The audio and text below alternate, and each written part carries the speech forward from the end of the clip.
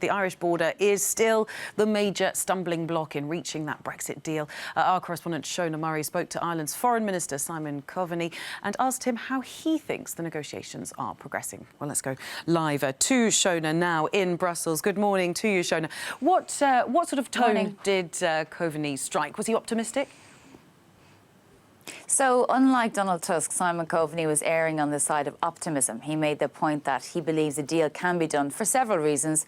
First of all, the withdrawal agreement is almost about 90% complete, so it would be a real shame for it to fall apart on just 10%, this very stubborn impasse on the Irish border.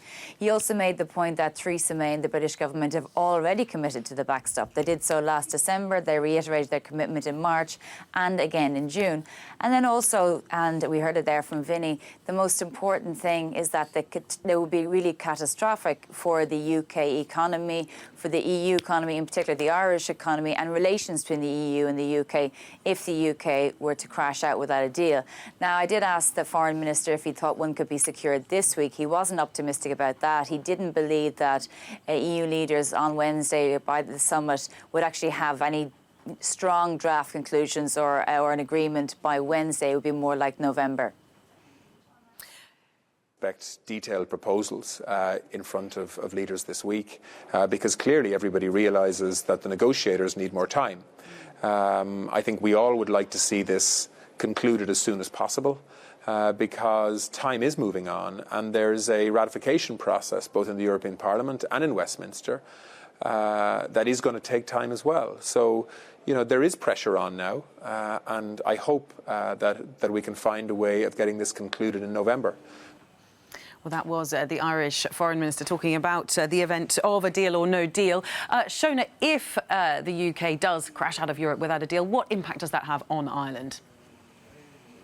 Yeah, and of course it is 50-50 because, as you mentioned, Donald Tusk has said it's looming close.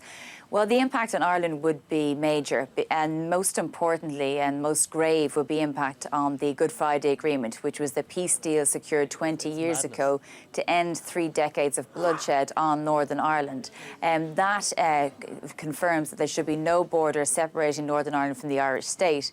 If the UK leaves the EU without a deal, it'll be a third country with no treaty. So therefore, to protect the European Union, protect the single market, the customs union, Ireland, being a member of the EU, would have to erect a border on the island, and that would be hugely problematic. There are people living in Northern Ireland who regard themselves as Irish and not British, so their self-determination will be questioned then. So there'll be huge problems. And then because Ireland and the UK are major trading partners, over 100 billion euro a year, then you'd have huge impact on economic relations for the economy of Ireland, for the economy of the UK. And then, of course, politically, there will be a real discord between the two countries. So most people, most governments say that there can't be a no deal because the impact of no deal would just be so huge, they couldn't countenance that.